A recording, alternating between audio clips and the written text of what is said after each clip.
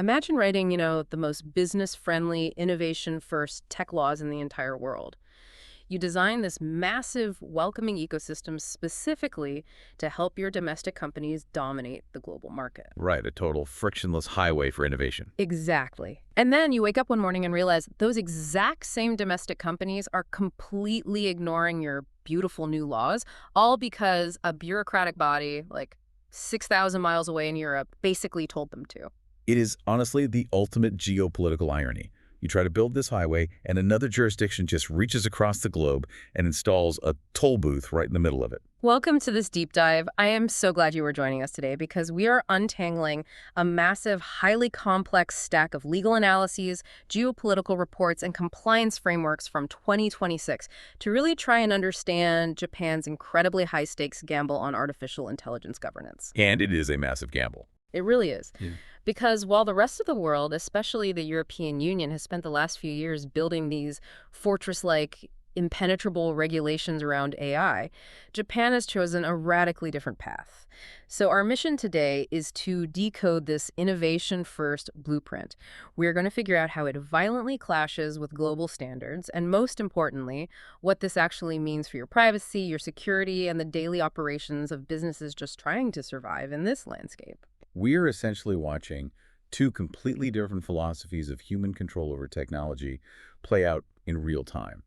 And, the collateral damage or the potential upside is reshaping the entire global economy. Absolutely. Now, before we jump into the deep end, I want to casually thank ComplianceHub.wiki for supporting this deep dive. Navigating this maze of international AI frameworks is an absolute nightmare, which is exactly why resources like theirs are essential for anyone trying to make sense of this rapidly shifting landscape. Yeah, you really can't do it alone anymore. You really can't. Okay, let's unpack this. Let's start with what geopolitical analysts are calling the Great Divergence. The Great Divergence, yeah. To truly understand the sheer audacity of Japan's approach, we actually have to start by looking at what they are actively reacting against, and that is the European Union's AI Act. Right, which fully entered into force back on August 1st, 2024. Exactly. The ultimate regulatory fortress. The EU approach is what legal scholars call hard law. It is a comprehensive, rigid, risk-based framework. They basically took all the potential uses of AI, analyzed them, and sorted them into a strict four-tier risk classification system. A highly structured taxonomy. Yes.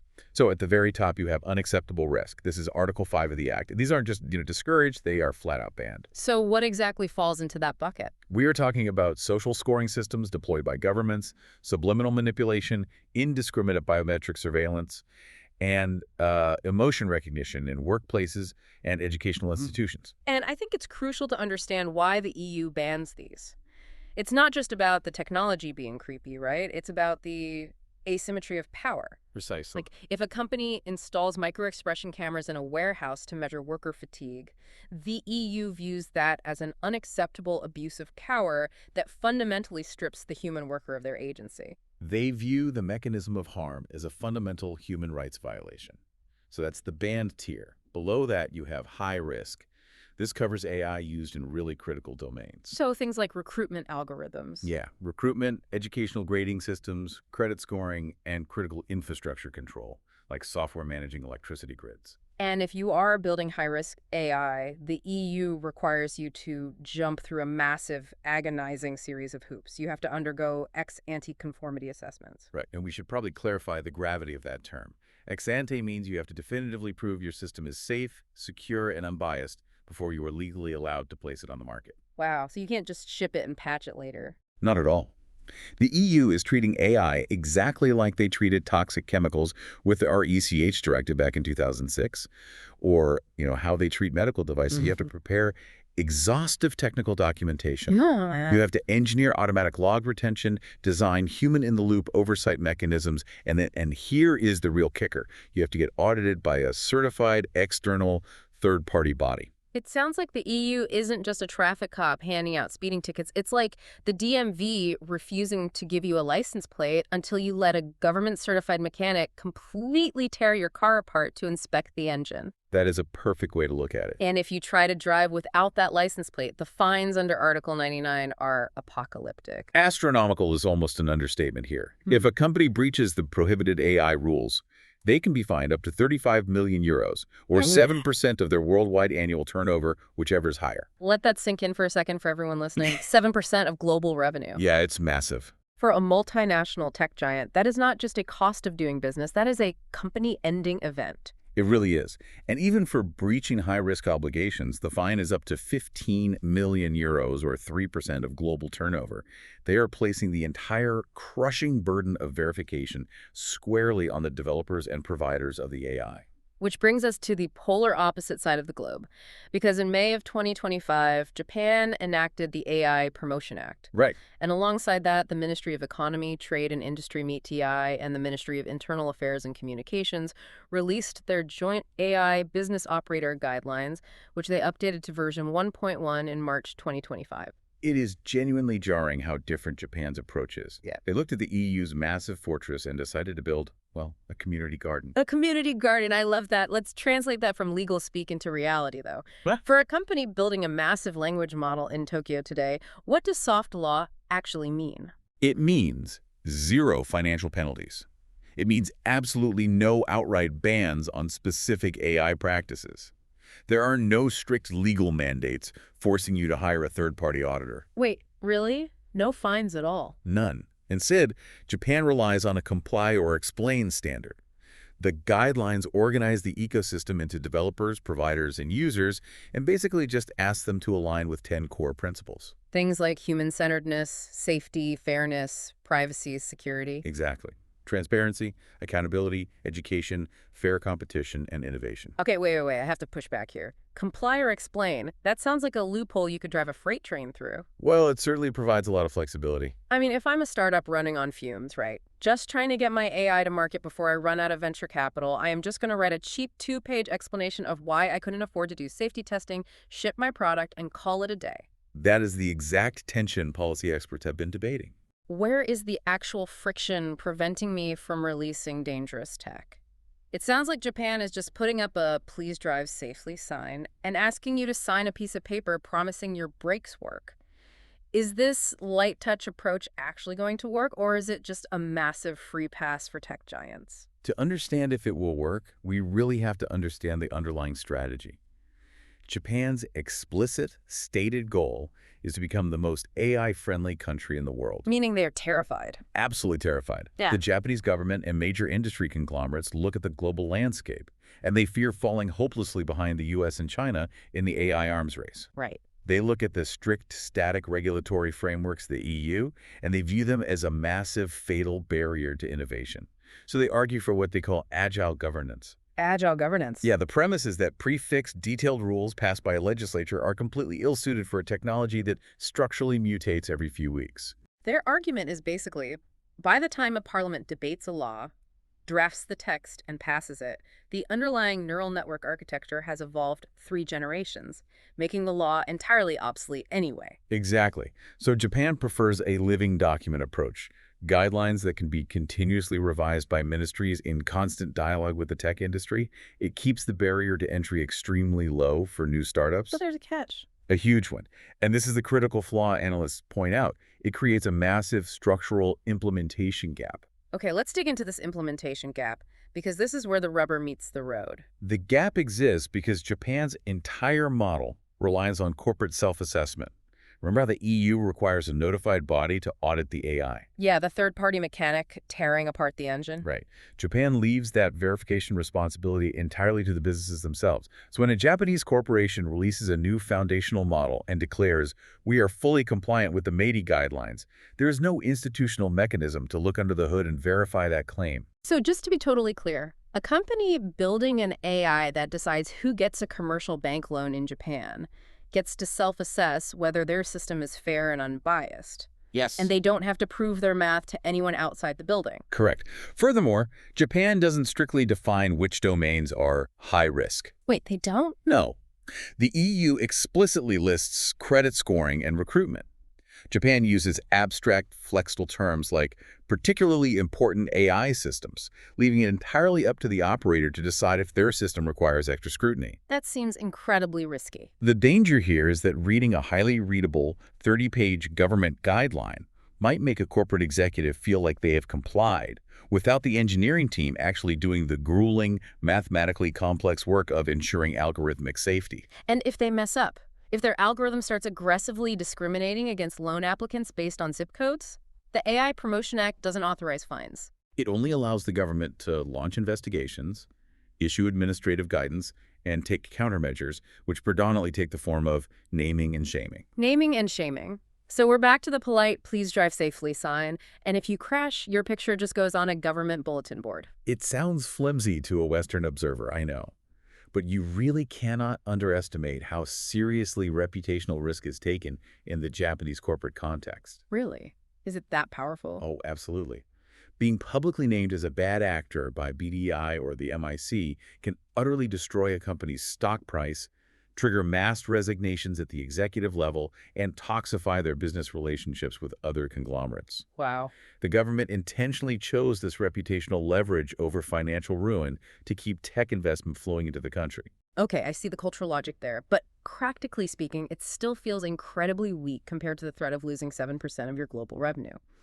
Which is why, as I was looking at how this is actually playing out in 2026, I kept thinking, what actually forces these enterprise companies to spend millions on compliance if there's no legal gun to their head?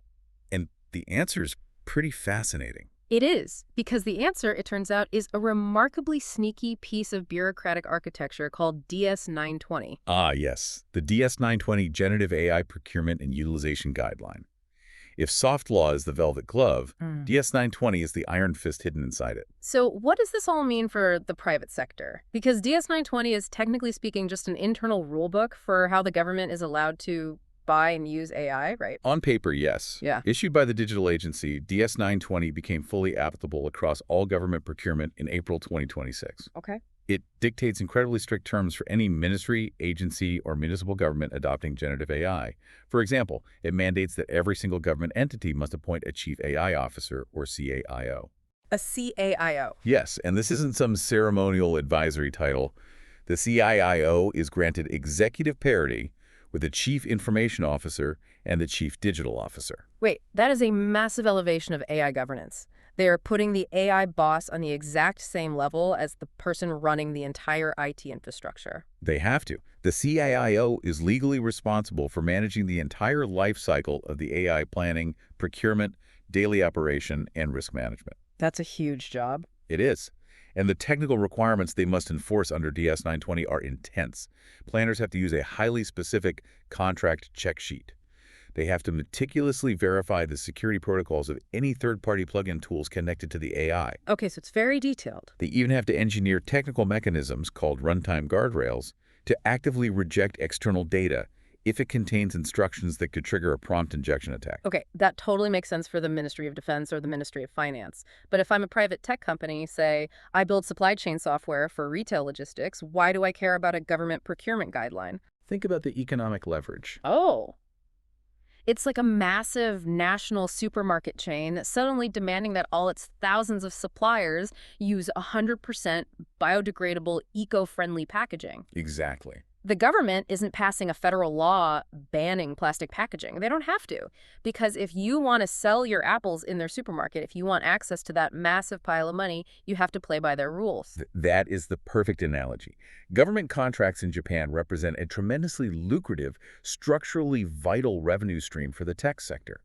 Technology vendors simply cannot afford to be locked out of the public sector market. So they just adopt the rules voluntarily. Yes.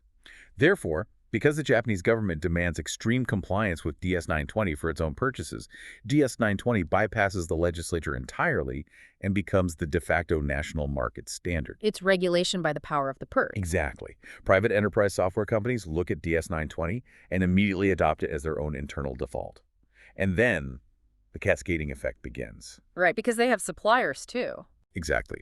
Those massive enterprise companies demand that their smaller subcontractors meet DS-920 standards just to ensure their entire supply chain remains legally eligible to bid on those massive government contracts. It creates a massive gravitational pull that drags the entire private sector toward a much higher baseline of security and ethics, all without the Japanese diet having to pass a single punitive, hard law. It really is an elegant solution. That is a genuinely brilliant backdoor approach to regulation. But it also sounds like an administrative nightmare for the companies trying to prove they meet these standards. Then, Which honestly is probably a great time to mention that this level of operational visibility is exactly where tools from sponsors like CISOmarketplace.com become absolutely vital. totally. Because if you are suddenly appointed as a chief AI officer, or if you are a vendor trying to prove your supply chain meets DS 920 check sheets, you cannot do this on Excel spreadsheets anymore. You need enterprise-grade automated visibility to actually enforce these procurement standards across sprawling global networks. Absolutely. The administrative burden of proving compliance, even to a soft law or a procurement standard, requires continuous cryptographic evidence mapping. You have to prove exactly what your AI was doing at 2:00 p.m. on a Tuesday. Which is incredibly hard. But here is where Japan's brilliant master plan hits a massive continental-sized roadblock. We have to talk about Europe again. Ah, yes. Because while Japan was busy engineering this elegant, procurement-driven soft law, the EU laid a trap, specifically Article 2 of the EU AI Act. And this completely blew my mind when I read it. The extraterritorial trap. This is where geopolitical theory collides violently with corporate reality. Okay, Article 2 of the EU AI Act contains explicit extraterritorial provisions. Let me explain how aggressive this is for everyone listening. If a Japanese company operating out of a skyscraper in Tokyo develops an AI system and they run that AI exclusively on servers physically located in Japan. Right, completely domestic operation. Right, but the output of that AI is utilized by a customer sitting in a cafe in Paris or an enterprise client in Berlin. That Japanese company is legally bound by the EU AI Act. Yes. They fall entirely, inescapably, within the jurisdiction of the Act, the exact millisecond. Their algorithmic output crosses the digital border into the European Union. Wait, let me get this straight. European software companies operating in Japan get a free pass because Japan has no fines and operates on polite soft law guidelines. Correct. But Japanese companies operating in Europe, or honestly just serving European customers over the internet, have to spend tens of millions of dollars to comply with the EU's draconian hard law rules. Isn't Japan just rolling over and letting the European Parliament write their domestic tech laws for them? What's fascinating here is the brutal asymmetry of dual compliance costs. You've hit the nail on the head. And it's a phenomenon political scientists call the Brussels effect. The Brussels effect. Yes. The EU aggressively leverages the massive, irresistible size of its consumer market to export its regulations globally. Put yourself in the shoes of a CEO of a multinational Japanese tech firm for a second. Okay, I'm the CEO. You look at this situation and you realize something very quickly: building and maintaining two completely separate parallel AI architectures. One Wild West, fast-moving version optimized for Japan's soft law, and one highly audited, structurally restricted version for the EU is simply too expensive. Oh, I see. It would bankrupt your engineering department. Exactly. So what do? Do they just pull out of Europe entirely? No, they capitulate. Yeah. Europe is too rich a market to abandon. So these Japanese multinationals just build their global foundational AI systems to meet the stricter EU standard by default. It becomes the highest common denominator for their entire global operation. Wow. So despite the Japanese government's desperate, well-intentioned attempt to create this flexible, innovation-first environment to incubate domestic startups, that flexibility vanishes in reality for any company with international ambitions. The EU AI Act becomes the de facto law inside Japanese corporate headquarters. That perfectly explains the rather dramatic quote from Japan's digital minister, warning that Japan risks becoming an AI colony. Yes, it's a stark warning. They are literally losing their sovereign autonomy over digital regulation because the EU's economic gravity is just too massive to escape. Precisely. And the regulatory landscape is only getting more dense. In May 2026, the EU reached a provisional digital AI omnibus deal. The omnibus deal, what did that do? This deal actually postponed the application of some high-risk AI obligations. They pushed the deadline to December 2027 for standalone AI systems and August 2028 for AI embedded into physical products. Wait, why the delay? Did the EU finally realize their rules were too strict and were choking innovation? Not too strict, but structurally impossible to implement that quickly. There was a massive readiness gap. What do you mean? The physical infrastructure required to execute all these third-party conformity assessments, certifying enough external auditors, training the inspectors, building the testing labs, it just wasn't fully built out. The administrative bottleneck was going to grind the European economy to a complete halt. But make no mistake, this postponement provides time for implementation, not an exemption. The hammer is still coming. It's just falling a little slower. And as if having the EU dictate your engineering roadmap wasn't complicated enough, there is also the Hiroshima AI Process International Code of Conduct. Yes, the Hiroshima AI process. This is deeply ironic. How so? Well, it was a Japan-led initiative, heavily promoted during their G7 presidency, and fully operational by February 2025. It's a voluntary reporting framework designed for organizations developing the most advanced, general-purpose AI systems. Okay, so what does it require? It outlines 11 specific actions for organizations to transparently report on their internal risk management practices, which are then aggregated and published via the OECD. But let me guess, instead of replacing the other rules, this just adds another massive layer of paperwork. Exactly. The content of the Hiroshima Code of Conduct overlaps heavily with the EU AI Act's transparency obligations for general-purpose AI providers, but the formatting, the definitions, and the submission portals are all slightly different. Of course they are. So now, our hypothetical Japanese AI developer is trapped in a Kafka-esque administrative nightmare.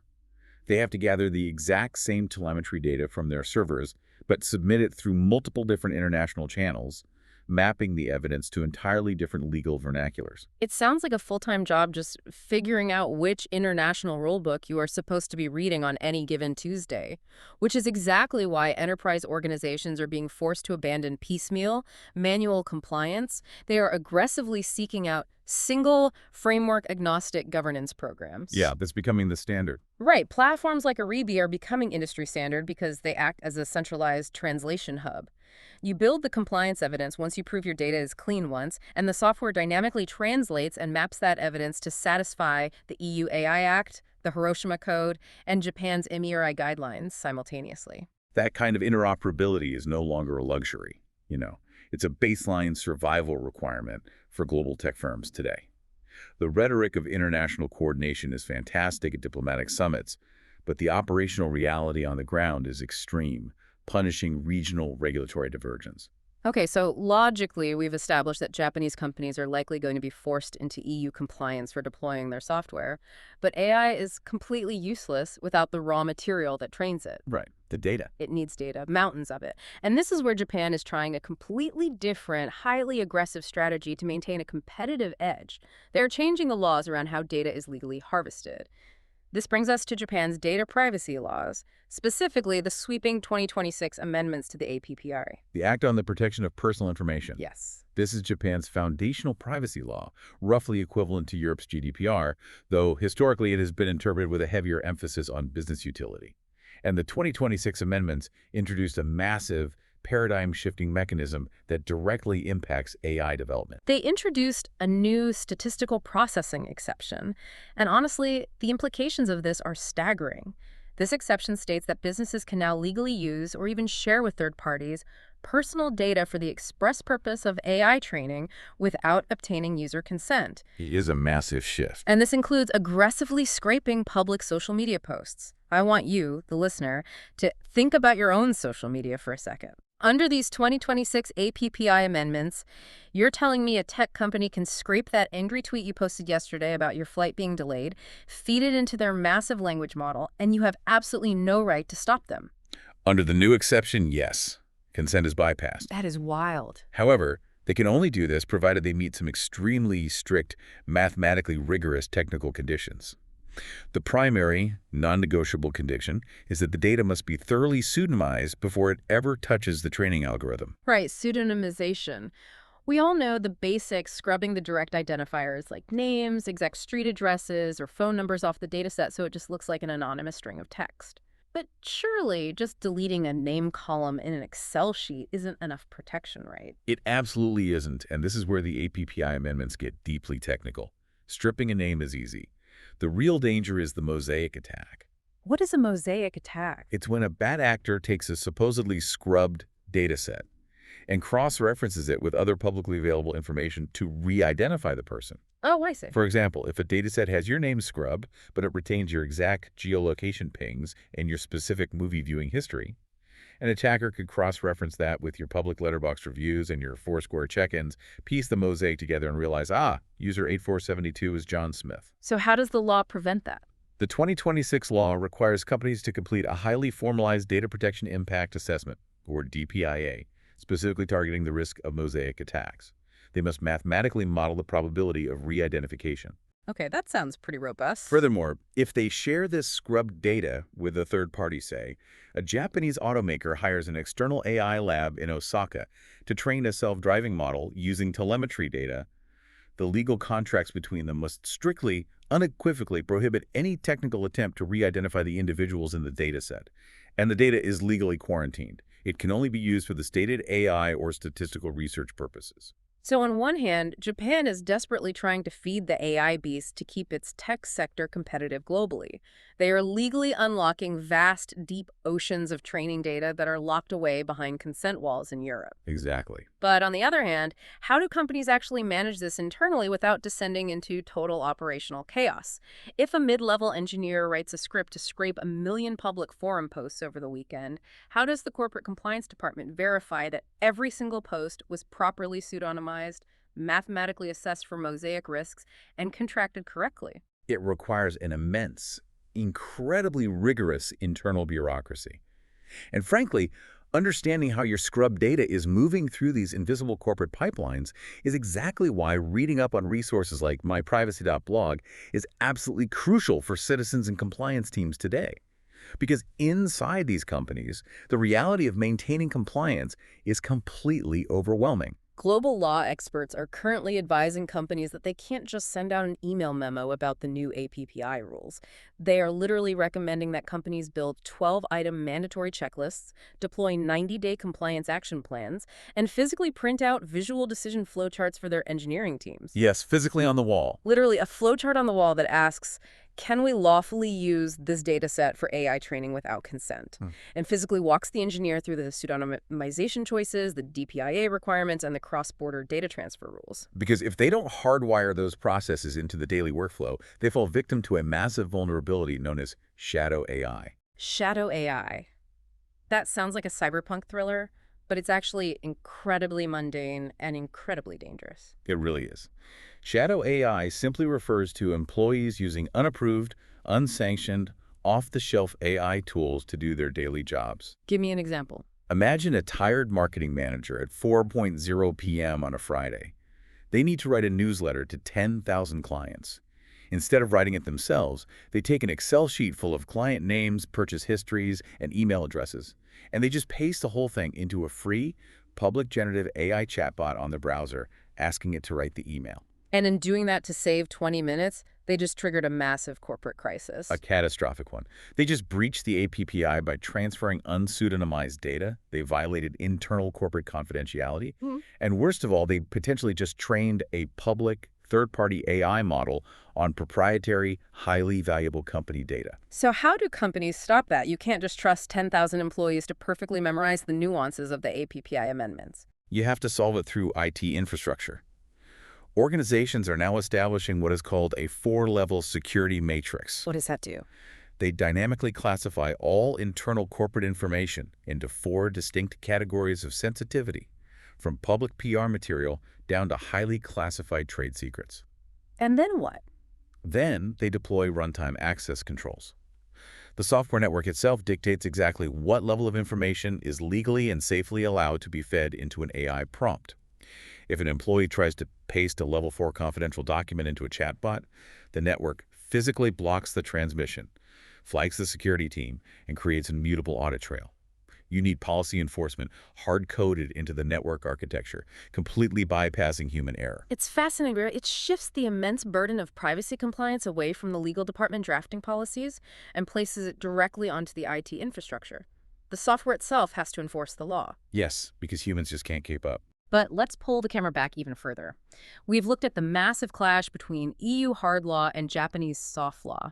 We've uncovered the sneaky supply chain power of DS 920 procurement rules, and we've explored the new privacy loopholes for AI training data. Now, I want to talk about the deeply personal, societal impacts of all this, the human element. Because Japan isn't just changing its tech laws, it is undergoing a fundamental national security shift that ties directly into this digital transformation. Right. You are referring to the broader integration of economic security, specifically the launch of proactive cyber defense and the highly controversial new security clearance system. Exactly. Japan is scheduled to launch its proactive cyber defense framework in October 2026. But the piece that truly caught my eye, the piece that feels like a massive societal shift, is the security clearance system for private sector employees that went into effect back in May 2025. This represents a profound structural change in Japanese society. For decades post-World War II, Japan operated with a relatively compartmentalized view of national security. Clearances were strictly limited to government officials, military personnel, and select defense contractors. Right. But the modern concept of economic security recognizes a new reality. Critical technology, semiconductor supply chains, and foundational AI development are just as vital to national survival as tanks and aircraft carriers. So the government passed the economic security clearance system. And this extends background checks, what the intelligence community calls the 7 windows, to ordinary private citizens working in critical tech sectors. It subjects private sector software engineers, data scientists, and executives to a rigorous 7-category background check to determine their fitness to handle sensitive economic and technological information. And these checks probe deeply, almost uncomfortably, into an individual's personal life. Let's detail what they were looking at because it is intense. They investigate the nationality of the employee's family members, aggressively looking for ties to hostile foreign states. Yes. They look deeply into the employee's past mental health history. They scrutinize their personal finances, their debt levels, and their credit history to assess if they might be vulnerable to financial bribery or blackmail by foreign intelligence. Geopolitically, the intelligence apparatus views this as absolutely essential to prevent state-sponsored intellectual property theft. And polling shows that roughly 74% of the Japanese public understands the necessity of this system. They recognize the severe geopolitical threats surrounding their island. But I have to push back here on behalf of civil liberties. We are rapidly building these massive, invasive surveillance structures to protect our economic security. But who exactly decides what makes an employee fit for clearance? It's a very difficult question. If you have massive credit card debt from an unexpected medical emergency, are you suddenly classified as a national security risk? If you sought therapy for depression 5 years ago, does the state deem you unreliable? Are we sacrificing our fundamental civil liberties and our right to privacy just to build a more secure tech ecosystem? It is the defining, agonizing tension of our era, the balance between state protection and individual utilization. And sociologists agree entirely with your concern. They warn of massive, hidden structural discrimination risks.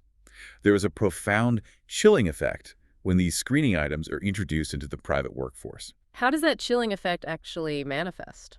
Well, employees might actively avoid seeking necessary mental health treatment because they rationally fear that a medical record will cost them their security clearance and therefore their entire career trajectory. Wow, that's terrible. Or consider individuals with foreign-born spouses.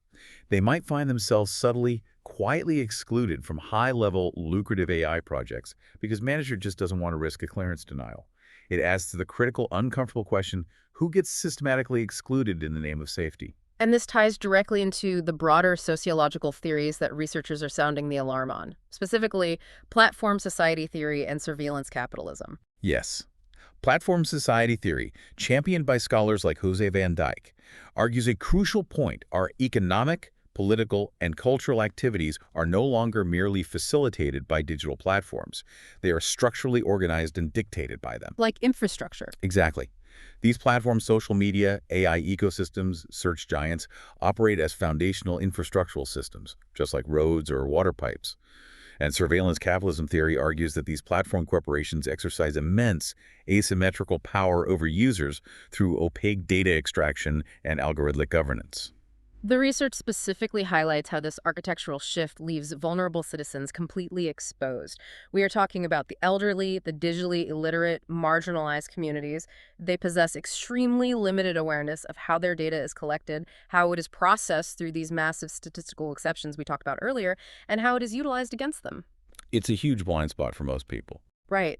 When you combine the immense, unregulated data extraction capabilities of AI with a government mandate for deep personal background checks, you are constructing a hybrid architecture of corporate state surveillance that is almost impossible for an ordinary citizen to comprehend, let alone legally challenge. Which brings us to perhaps the most profound, deeply unsettling concept introduced in all of our analysis today, the concept of cognitive debt.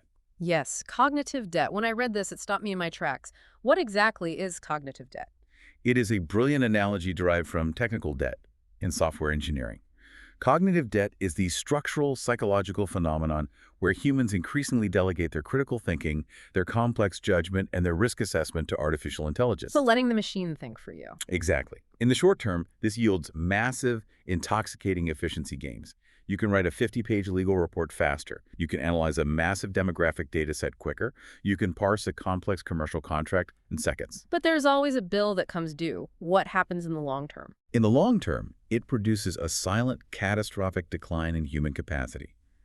Researchers cite EEG experiments mapping brain activity, documented de-skilling among medical practitioners who rely too heavily on diagnostic AI and literally lose their intuitive diagnostic skills, and the increasingly infamous cases of generative AI hallucinations in legal filings where lawyers simply didn't read the AI's output. Because they trusted the machine too much. Exactly. When we constantly offload our cognitive burden to machines, our own intellectual muscles atrophy, we forget how to think critically.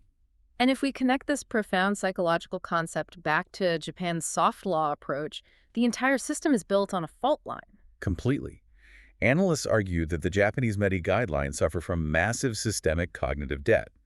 Because the guidelines are highly readable, non-punitive, and rely entirely on corporate self-assessment without rigorous adversarial third-party auditing, there is a massive gap between an executive having read the governance document and engineers having actually verified the mathematical safety of the model on the ground. The cognitive load of truly assessing algorithmic risk has just been deferred. The regulatory system assumes a level of rigorous, unyielding human judgment that may be rapidly eroding. Why?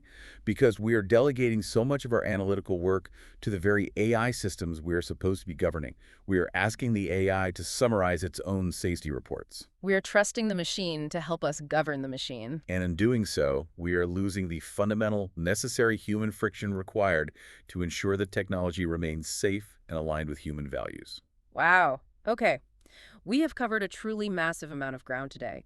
We started by looking at the Great Divergence, the brutal clash between the European Union's heavy-handed, massive, fine-driven, hard law fortress and Japan's flexible, agile, innovation-focused, soft law community garden. Right. And we uncovered Japan's secret weapon, the DS-920 procurement rules, which force widespread corporate compliance not through laws, but by leveraging the immense financial weight of government contracts. We also explored the extraterritorial trap, where the EU AI Act's aggressive global reach threatens to turn Japan into an AI colony. We saw how the Brussels effect forces multinational Japanese corporations to adopt strict European standards simply to survive in the global market, effectively neutralizing Japan's attempt at domestic regulatory flexibility. We dug deep into the data dilemma, too, how Japan's 2026 APPI amendments created massive new privacy loopholes for AI training through the statistical processing exception. Yeah, that part was wild. We talked about the terrifying reality of mosaic attacks and the internal corporate nightmare of managing shadow AI with 4-level security matrices. And finally, we looked at the deeply personal human impacts, the controversial new economic security clearance systems probing into the private lives of citizens, the asymmetrical, inescapable power of the platform society, and the creeping, silent, systemic threat of cognitive debt. It is a global landscape defined entirely by unresolvable paradoxes. The desperate desire for technological innovation versus the absolute demand for human safety, sovereign national autonomy versus the inescapable gravity of global markets, and the pursuit of total economic security versus the preservation of fundamental civil liberties. The pace at which this geopolitical and technological landscape is shifting is truly incredible. I want to remind you, the listener, that staying deeply informed is your absolute best defense in a rapidly evolving platform society. I'd like to thank our sponsors, CISOmarketplace.com, myprivacy.blog, and compliancehub.wiki one final time for supporting this deep dive and providing the vital resources needed to navigate this incredibly complex era. Definitely check them out. But before we sign off, I want to leave you with one final provocative thought to mull over. Throughout this deep dive, we've talked about AI governance, whether it's EU hard law or Japanese soft law, as a tool designed by humans to protect humans from bad AI models or from bad corporate actors. We even saw a brief, quiet mention in the sources that the Japanese government plans to officially link autonomous AI agents to the National My Number Identity Card System by FY 2029 to streamline government services. Yes, that is coming very soon. But here is something to keep you awake tonight. What if the ultimate risk isn't the AI suddenly going rogue like a sci-fi movie? What if the real risk is that our human regulatory systems become so perfectly optimized, so deeply integrated, and so thoroughly automated by AI agents that we completely lose the human friction required for actual democratic debate? It's a chilling and a highly plausible prospect. Think about it. If an AI is the entity assessing your security clearance to mathematically determine if your family nationality or your medical history makes you a risk, and an AI is the entity automatically enforcing Japan's soft law compliance checklists across the corporate network, does that flexible, polite, soft law eventually become the hardest, most rigid, most inescapable law of all? The physical fortress walls of regulation might be gone, but maybe the community garden was just an invisible digital cage all along. Thanks for joining us on this incredibly important deep dive. Keep questioning the systems around you, and we'll see you next time.